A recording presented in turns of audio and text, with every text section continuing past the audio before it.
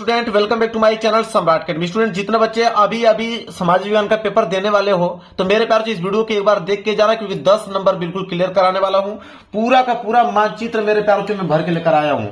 मानचित्र अगर हम बात करें, देखिए पूरा का पूरा मानचित्र पूरा भरा हुआ है मेरे प्यारों।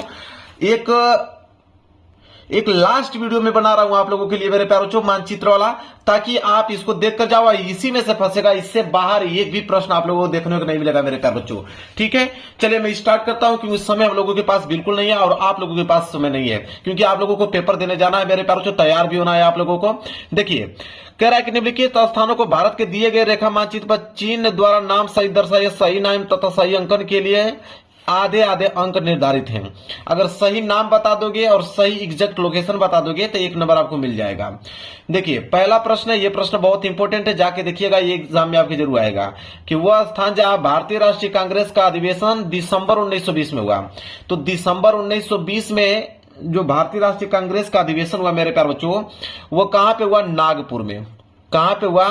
नागपुर में हुआ मेरे प्यार। और इसी नागपुर को हमें दर्शाना है मेरे प्यार मैप में। तो मैप देखिए ये मिलेगा आप लोगों को, और नागपुर वाला लोकेशन देखिए ये है आप लोगों का नागपुर का लोकेशन। ये पहला आंसर हो गया, नागपुर 1920 दिसंबर वाला अधिवेशन। क्लियर? ऐसे आप लोगों को दर्शाना है, कोई डाउट नहीं होना चाहिए।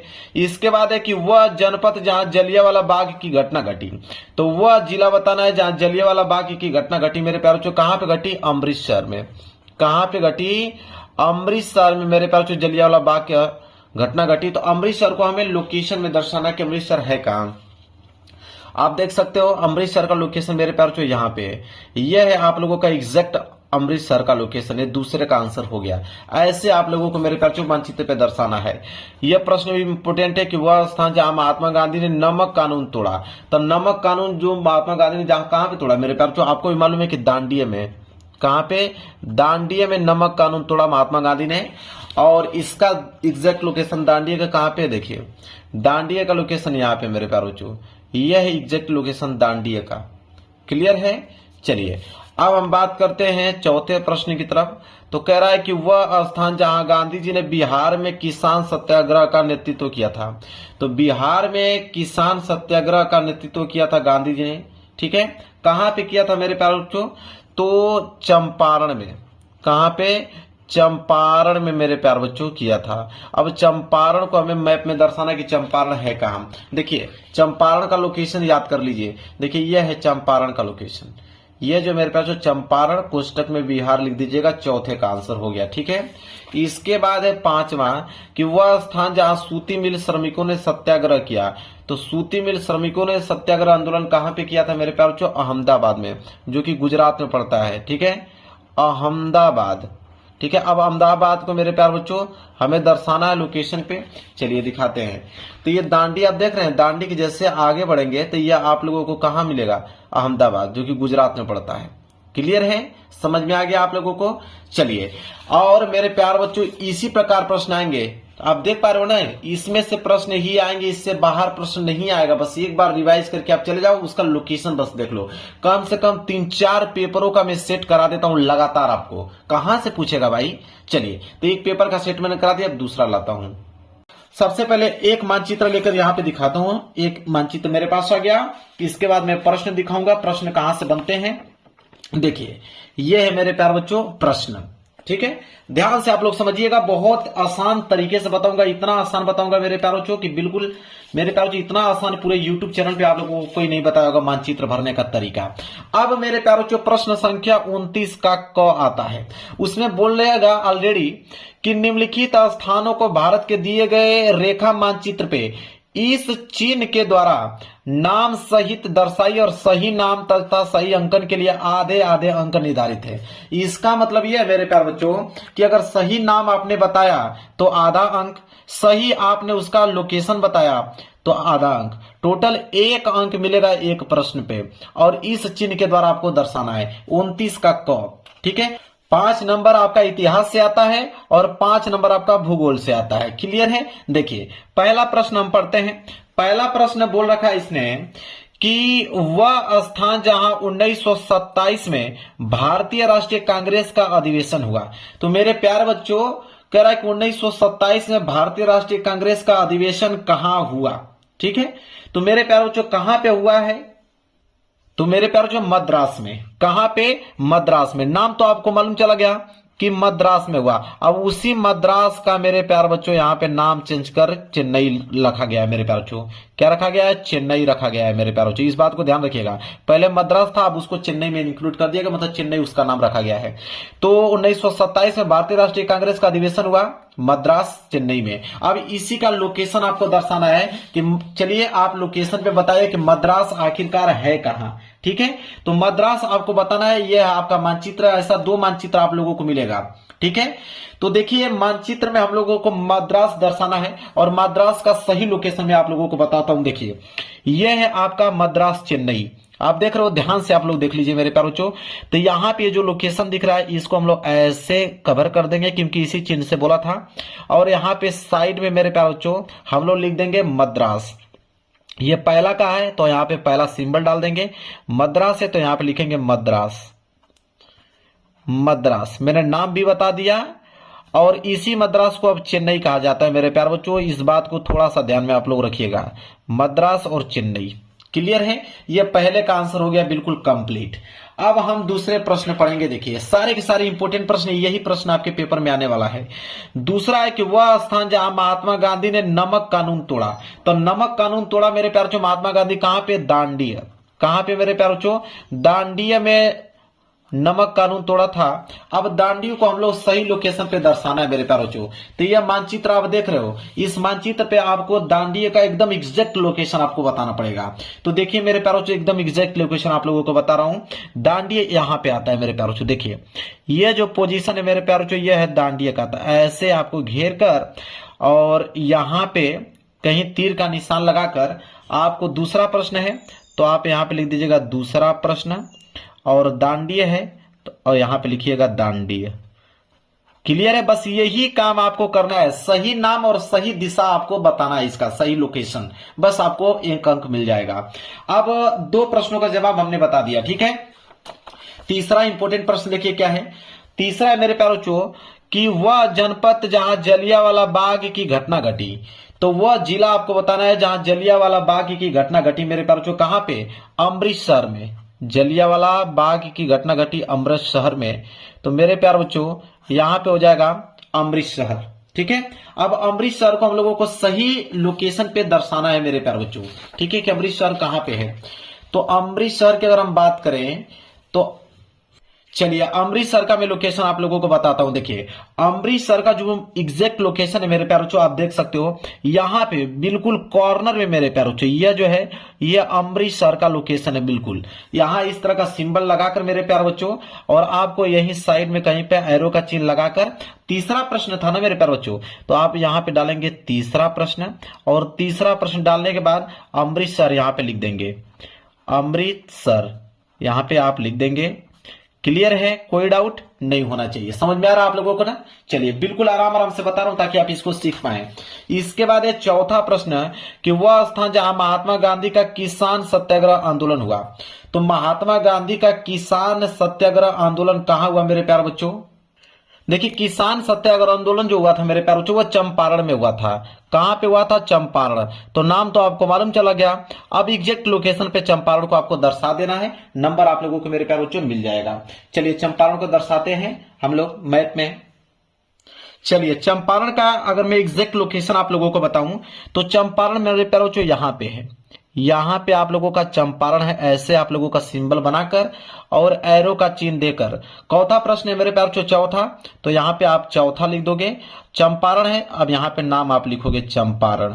ठीक है, चंपारण कंप्लीट हो गया मेरे प्यारे बच्चों। एक प्रश्न इसका और बचा हुआ है। ठीक है, चलिए उस प्रश्न को देखते हैं। बोला है कि वह स्थान जहां 1929 में भारतीय राष्ट्रीय कांग्रेस का अधिवेशन हुआ। तो 1929 में भारतीय राष्ट्रीय कांग्रेस का अधिवेशन जो हुआ था मेरे प्यारे बच्चों, वो लाहौर में हुआ था। कहां पे, लाहौर में हुआ था। अब लाहौर को अपने लोकेशन पे दर्शाइए। तो मेरे प्यारे बच्चों लाहौर जो होगा मेरे प्यारे बच्चों भारत के नक्शे से थोड़ा बाहर होगा। ठीक है, क्योंकि भारत का नक्शा है और लाहौर भारत के नक्शे से थोड़ा बाहर सटा हुआ है। कहां पे, देखिए पूरा दिख रहा है आप लोगों को, ये वाला जो लोकेशन देख रहे हो, ठीक है, यही लाहौर है। ठीक है, ये वाला लोकेशन आप देख रहे हो, यही आपका लाहौर है। यहाँ पे मेरे प्यारे बच्चों एरो का चिन्ह देकर पांचवा प्रश्न कर रहे हो ना, तो यहाँ पांचवा ऐसे डालकर लाहौर लिख दीजिए, लाहौर। ठीक है, क्लियर है, समझ में आ रहा आप लोगों को। चलिए अब आगे बढ़ते हैं मेरे प्यारे बच्चों। अब अगला है ख वाला, ठीक है, 29 का ख। अब मेरे प्यारे बच्चों 29 का ख के लिए एक अलग से मानचित्र आप लोगों को मिलेगा, दो मानचित्र मिलेगा आप लोगों को, एक 29 का क करने के लिए, एक आपको 29 का ख करने के लिए। तो 29 के ख के लिए अब हम लोग नया मानचित्र लेंगे, तो ये पुराने मानचित्र को हम हटा देते हैं क्योंकि हमने 29 का क वाला यहाँ पे कर दिया। और यहाँ पे आपको लिखना भी पड़ेगा, ठीक है, कि आप जो है 29 का ये वाला क वाला किए हैं, तो ये 29 का क है। ठीक है, और इसके बाद हम लोग नया लेते हैं मेरे प्यारे बच्चों मानचित्र 29 का ख करने के लिए। तो एक नया मानचित्र और मिलेगा आपको जिसमें 29 का ख करना होगा, तो आप यहां पे लिखेगा 29 का ख। अब इसको भरिएगा मेरे प्यारे बच्चों। चलिए इसका प्रश्न देखते हैं कि इसका प्रश्न क्या है। देखिए बोला है कि दिए गए भारत के रेखा मानचित्र पर निम्नलिखित को दर्शाना है। कह रहा है कि पहला प्रश्न बोल रखा है इसने कि पश्चिम बंगाल का एक अभयारण्य इस चिन्ह के द्वारा नाम सहित दर्शाइए।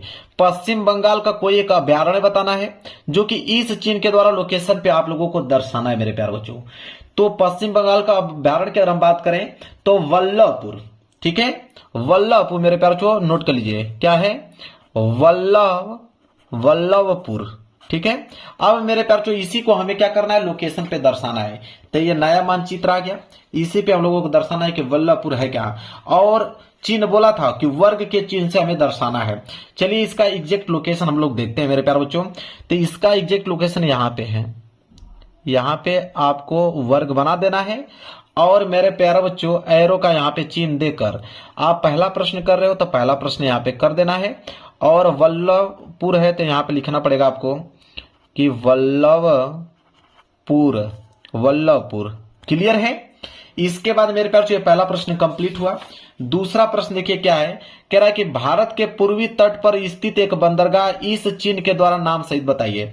तो भारत के पूर्वी तट पर कोई एक बंदरगाह, तो पूर्वी तट पर एक बंदरगाह का नाम बताऊं मेरे प्यारे बच्चों, वह है आपका चेन्नई बंदरगाह। ठीक है, चेन्नई पोर्ट, उसका नाम ही वो है चेन्नई पोर्ट।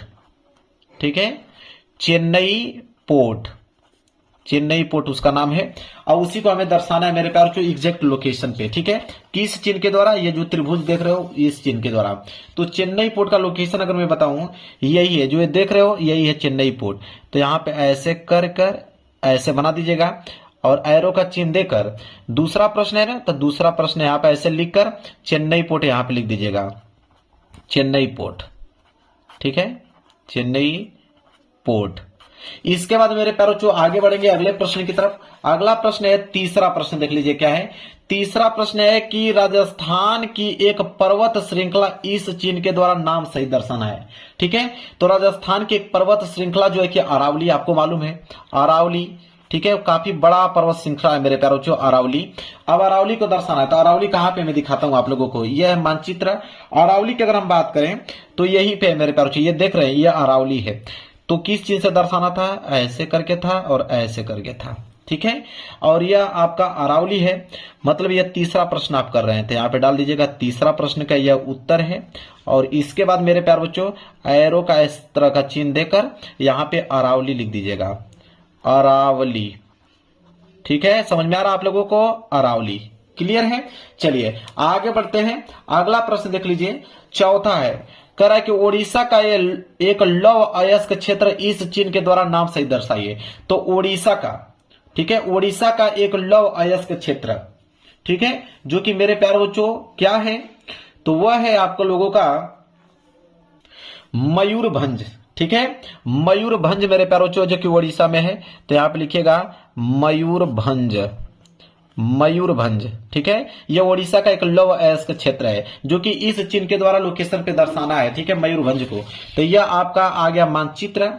और मयूरभंज की अगर हम बात करें उसका एग्जैक्ट लोकेशन यहाँ पे मेरे प्यारे बच्चों, तो कैसे दर्शाना था, ऐसे, और यहाँ पे इस चिन्ह के द्वारा दर्शाना था। तो इस तरह के मैंने चिन्ह यहाँ पे बना दिया, मयूरगंज। ठीक है, अब यहाँ पे ऐसे कर यहाँ पे इसका नाम लिख दीजिए। चौथा है तो आप लिखेंगे यहाँ पे चौथा मयूरगंज, तो आप लिखेंगे मयूरगंज। ठीक है, मयूरगंज। इसके बाद मेरे प्यारे बच्चों इसका लास्ट प्रश्न यहाँ पे है 5वां कि नर्मदा नदी पर बना बांध इस चिन्ह के द्वारा नाम सहित दर्शाइए। तो नर्मदा नदी पर कोई एक बांध, तो नर्मदा नदी पर बांध मेरे प्यारे बच्चों सरदार सरोवर बांध, आपको मालूम होगा सरदार सरोवर बांध, सरदार सरोवर बांध, यह है आपका नर्मदा नदी पे, जो कि इस चिन्ह के द्वारा दर्शाना है। तो नर्मदा नदी का अगर मैं लोकेशन आपको बताऊं तो नर्मदा नदी का जो एग्जैक्ट लोकेशन है मेरे प्यारे बच्चों वो यहां पे है, यहां पे नर्मदा नदी है। तो ऐसे करना था और ऐसे करना था, उसका इस तरह का सिंबल बनाना है, एरो का चिन्ह दे देना है। 5वां प्रश्न कर रहे हो तो 5वां, और यहां पे लिखना पड़ेगा सरदार सरोवर बांध, सरदार सरोवर बांध।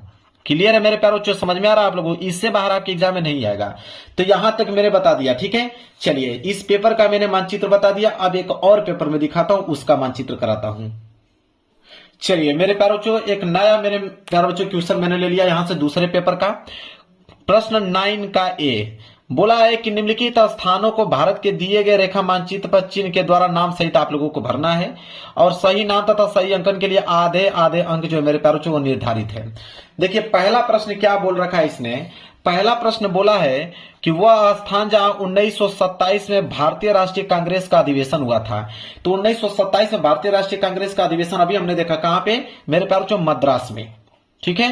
कहां पे हुआ था? मद्रास। अभी हमने उस वाले भी पेपर में इससे भी यही प्रश्न था, मैं बता रहा हूं ना, इससे बाहर आपके एग्जाम में नहीं आएगा। और मद्रास को चेन्नई इस समय कहा जा रहा है मेरे प्यारे बच्चों, तो उसी को दर्शाना है। चलिए तो ये नया मानचित्र मेरे पास आ गया, और 9 का ए है तो आपको यहां पे लिखना पड़ेगा कि 9 का आप ए कर रहे हो, और पहला प्रश्न का मद्रास आंसर है मेरे प्यारे बच्चों। तो मद्रास का एग्जैक्ट लोकेशन कहां पे है?